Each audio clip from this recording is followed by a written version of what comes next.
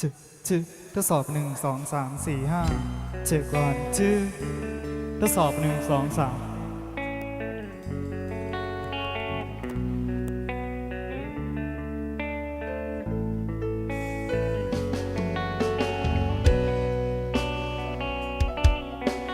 ได้เวลาคงน่ารับกันอยู่เท่าไรก็ยิ่งทำให้เธอนั้นลำบากใจได้แววตาที่เธอมองกัน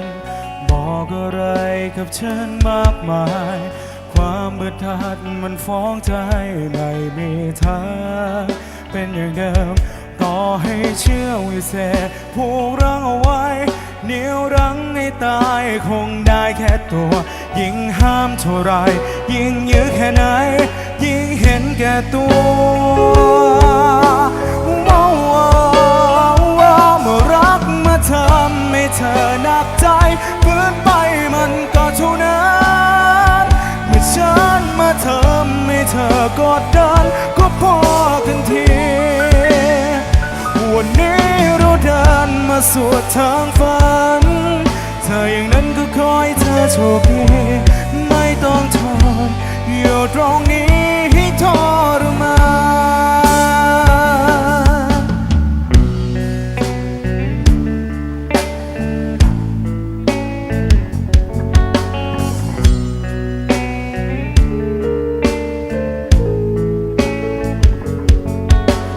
ขอบใจเธอที่ทนกันมา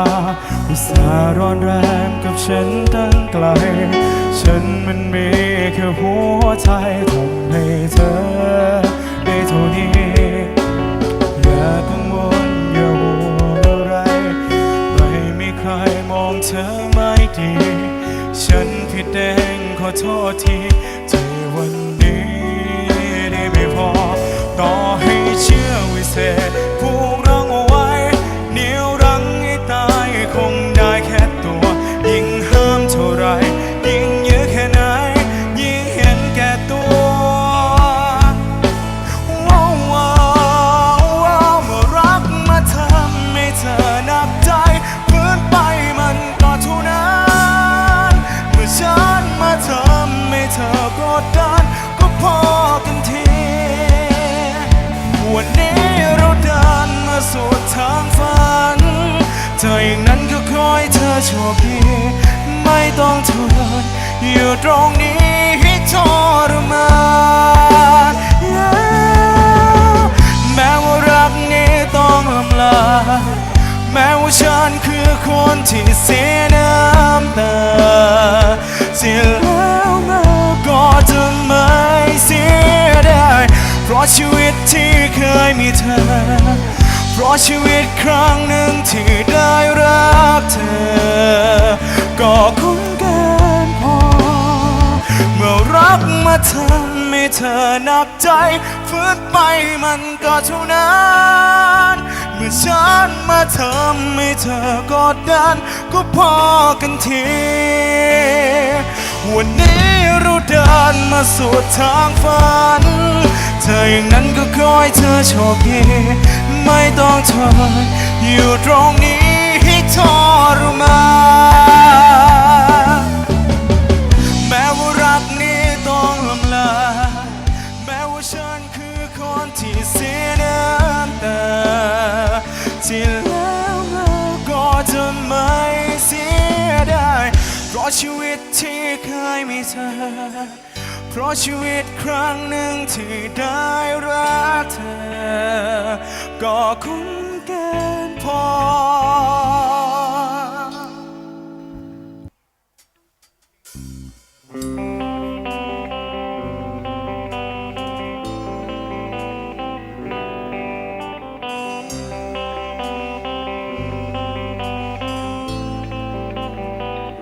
เสียงใจยังคงวนเวียนเรียกเธอ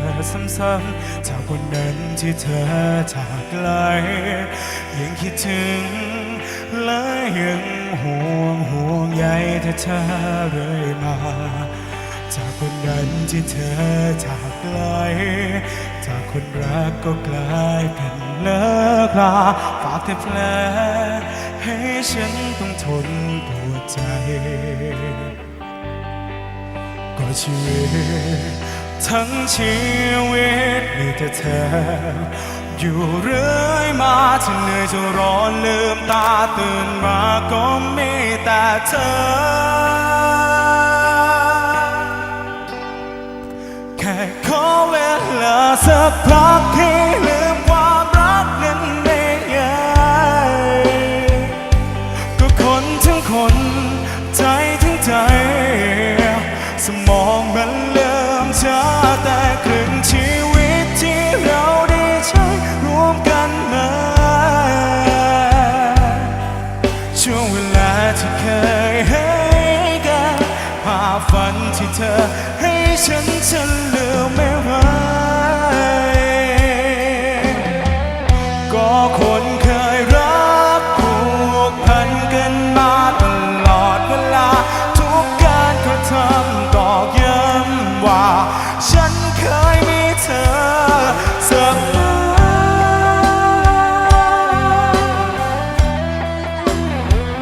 ใครร้องได้ก็ช่วยกันร้องได้นะครับแต่ถ้ากลัวสำลักก็ไม่เป็นไรนะครับ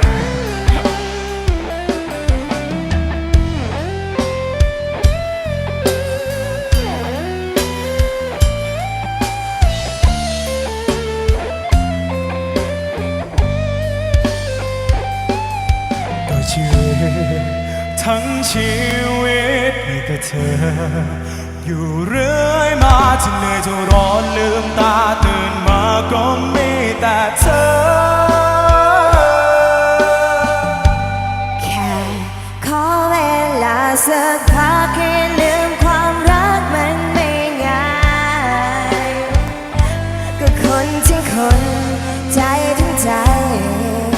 สมองมันลืมช้าตั้งครึ่งชีวิตที่เราได้ใช้ร่วมกันมาช่วงเวลาที่เคยให้กันภาพฝันที่เธอให้ฉันลืมไม่ไหวความรักนั้นไม่ง่ายก็คนทั้งคนใจทั้งใจสมองมันลืมช้าแต่ครึ่งชีวิตที่เราได้ใช้ร่วมกันมาช่วงเวลาที่เคยให้กันภาพฝันที่เธอให้ฉันลืมไม่ไหว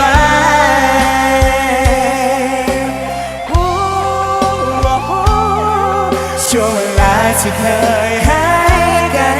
คำว่ารักที่เธอให้ฉันลืมไม่ไหว